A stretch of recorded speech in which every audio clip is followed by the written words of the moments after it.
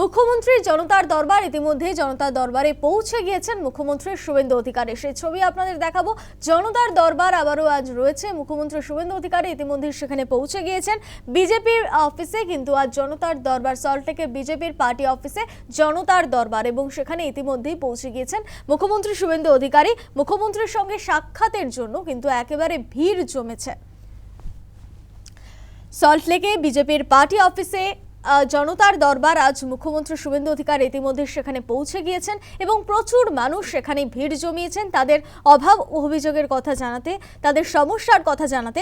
আবারও আজ জনতার দরবারে হাজির হয়েছেন প্রচুর সাধারণ মানুষ।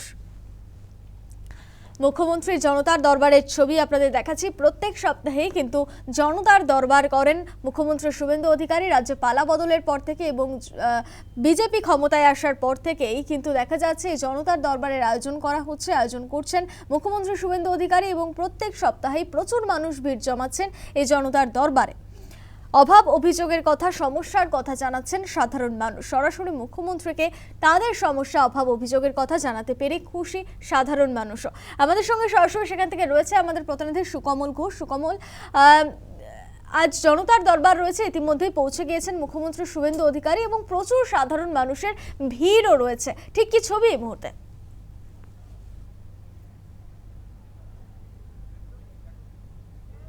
জনতার দরবার, সেই জনতার দরবার করে থাকেন এবং দলীয় কার্যালয়ে অর্থাৎ বিজেপির যে রাজ্য সদর দপ্তর সেখানে তিনি আসেন এবং সপ্তাহে প্রায় আসার চেষ্টা করেন তিনি, এবং সেখানে মানুষের নানা সমস্যার কথা তিনি শোনেন এবং সাথে সাথে সেই সমস্যার সমাধানের চেষ্টাও করেন, বা সেই সমস্যার সমাধান কিভাবে কোন পথে হবে সেটা কিন্তু উপায় বাতলে দেন মুখ্যমন্ত্রী। এবং সে কারণেই কিন্তু রাজ্যের বিভিন্ন প্রান্ত থেকে, দূর দূরান্ত থেকে মানুষ ছুটে আসেন মুখ্যমন্ত্রীর কাছে। তাদের যে দীর্ঘদিনের বঞ্চনা, দীর্ঘদিনের যে অত্যাচারের কাহিনী, বা তারা যে বিচার পাননি, এই ধরনের নানা সমস্যা কিন্তু আমরা দেখতে পাই। এই আজকেও যেখানে দেখলাম যে অনেক পরিবার তারা এসেছেন বিভিন্ন দূর দূরান্ত থেকে, যেমন বরুণ বিশ্বাস, তোমার কথা মনে থাকবে যে 2012 সালের 5ই জুলাই এই বরুণ বিশ্বাস খুন হয়েছিলেন।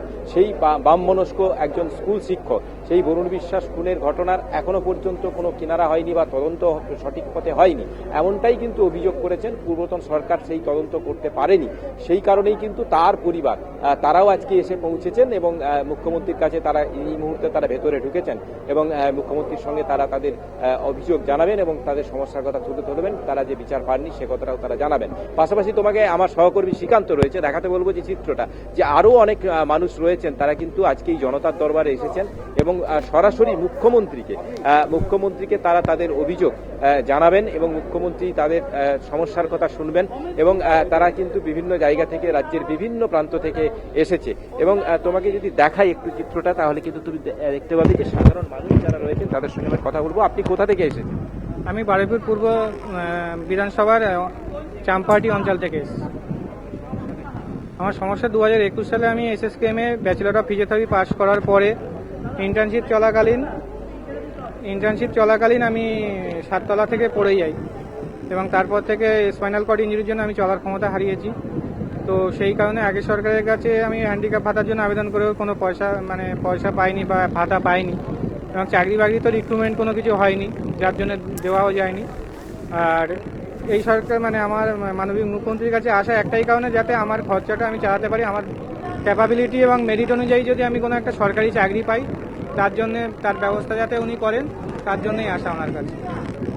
দেখেছি এরকম নানা সমস্যা, যেমন তার নিজের সমস্যা রয়েছে এবং তার পাশাপাশি সার্বিক যে সমস্যা, এলাকার সমস্যাও কিন্তু অনেক কথা তুলে ধরার জন্য শুধু এলাকার মানুষ এসেছেন। এবং আমরা দেখতে পাচ্ছি যে কল্যাণী রামকৃষ্ণ মিশন বা বুদ্ধিস্ট দার্জিলিং, সেখান থেকেও তারা কিন্তু এসেছেন। আচ্ছা, তারাও কিন্তু এসেছেন, তারা মুখ্যমন্ত্রীর কাছে তাদের যে সমস্যা সেই সমস্যা তুলে ধরবেন। অর্থাৎ বলা যায় যে মুখ্যমন্ত্রীর এই জনতার দরবার কিন্তু ইতিমধ্যেই গোটা রাজ্যে নজর কেড়েছে এবং বারে বারে মুখ্যমন্ত্রী সেখানে আসেন এবং জনতার দরবারে এই সমস্ত মানুষের সঙ্গে তিনি কথা বলেন এবং তাদের সমস্যার সমাধান তিনি করার চেষ্টা করেন।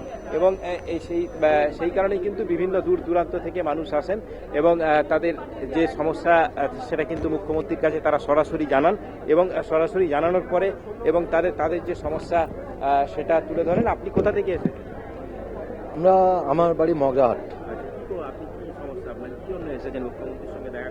মুখ্যমন্ত্রীর সাথে আমরা দেখা করতে এসেছি। আমাদের 6 বছর ধরে সাসপেন্ড করে রেখেছিল বিগত সরকার।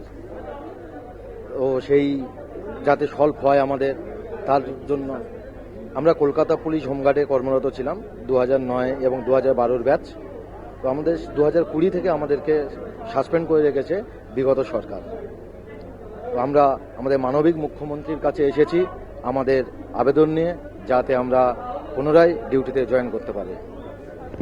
দেখেছি এরকম প্রচুর কিন্তু সমস্যা, কারো ব্যক্তিগত সমস্যা রয়েছে, কারো সার্বিক সমস্যা রয়েছে, কেউ মঠ মিশনের নানা সমস্যা নিয়ে, অর্থাৎ মঠ মিশনের উন্নতি কিভাবে করা যায় সেই সমস্যা নিয়েও তোমাকে দেখাবো যে দার্জিলিং থেকে, সুদূর দার্জিলিং থেকে এনারা এসেছেন। आप लोग कहाँ से आए हैं? दार्जिलिंग अच्छा, इधर एक तो घूम के वो अभी यहाँ बोलना है कैमरा चल रहा है, आप कहाँ से आइए? दार्जिलिंग से आया हम लोग हाँ जी अच्छा, क्या प्रॉब्लम है? वो मंदिर का थोड़ा सा ऑफिशियल प्रॉब्लम है, उसके लिए आया। तो दार्जिलिंग से आए हैं? हाँ जी, दार्जिलिंग से आया। आपका बुद्धिस्ट मठ का क्या नेम है? विश्व शांति स्तूप कहाँ पर है वो? दार्जिलिंग में प्रॉपर टाउन दार्जिलिंग। সুদূর দার্জিলিং অর্থাৎ পাহাড় থেকে কিন্তু তারা মুখ্যমন্ত্রীর সঙ্গে এসেছেন এই জনতার দরবারে কথা বলতে। তাদের নিশ্চয়ই মঠের কোনো সমস্যা বা মঠের উন্নতিকল্পের জন্য মুখ্যমন্ত্রীর কাছে দরবার, অর্থাৎ এই জনতার দরবারে তারা এসেছেন, তাদের সমস্যার কথা তুলে ধরবেন। অর্থাৎ বলা যায় যে পাহাড় থেকে জঙ্গলমহল, সেখান থেকে কুচবিহার থেকে কাকদ্বীপ বা সুন্দরবন, তুমি যেখানেই বলো না কেন, রাজ্যের প্রত্যেক প্রান্তের মানুষ কিন্তু এই জনতার দরবারে মুখ্যমন্ত্রীর সঙ্গে সরাসরি কথা বলেন। এবং শুভেন্দু অধিকারী মুখ্যমন্ত্রী হওয়ার পরে তিনি যে জনতার দরবার এই দলীয় কার্যালয়ে তিনি যে শুরু করেন, একেবারেই সুগম। সেখানে প্রতি সপ্তাহে তিনি বসার চেষ্টা করেন এবং সেখানে মানুষের সমস্যা তুলে কথা সমাধান করার চেষ্টাও তিনি করেন সমস্যা শুনে। ধন্যবাদ। বরুণ বিশ্বাস, নিহত বরুণ বিশ্বাসের পরিবার আসলো বিজেপির পার্টি অফিসে। নিহত বরুণ বিশ্বাসের দিদি কি বলছেন শোনাবো আপনাদের। যে দোষী যে মাস্টারমাইন্ড তৎকালীন খাদ্যমন্ত্রী এবং পরবর্তীকালে বনমন্ত্রী না, বিচার পাবো কার কাছে? তার জন্য তো জনতার দরবারে আসা। বিচার পাইনি বলে জনতার দরবারে আসার বিচারটা কে দেবেন? বিগত সরকারের কথা সবাই জানে, যিনি দুর্নীতিবাজ, খুনি, গুন্ডাগিরি করে রাজ্য চালিয়েছেন, রাজ্যটাকে তো অধপতনে দিয়েছেন। তা কার কাছে বিচার চাইবো? কে দেবে বিচার? কোর্ট কাছারি যেথায় যায় সেখানে আমাদের তো কোনো জায়গা নাই। যে একটা নিরীহ মানুষ, নির্দোষ মানুষ, বরুণ কি করেছিল? বরুণের কোনো অন্যায় তো ছিল না। বরুণ ছিল একজন সমাজসেবী। সে একটা স্কুলে পড়াতো, শিয়ালদা মিত্র ইনস্টিটিউশনে।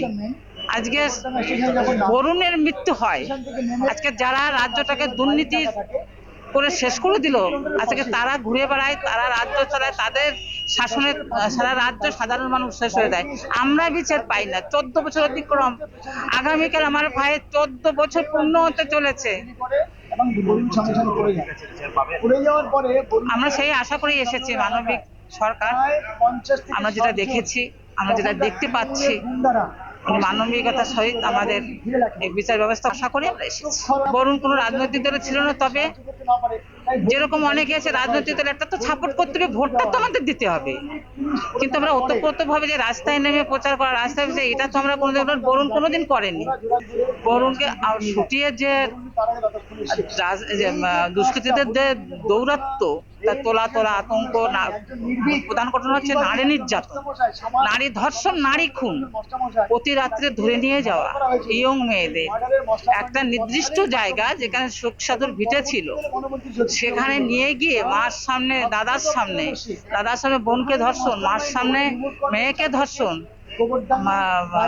মার বয়সেই মেয়েদের ছাড়েনি, তারা এমন কাজ করেছে। আশা করি, আমি তো আশা করেই এসেছি।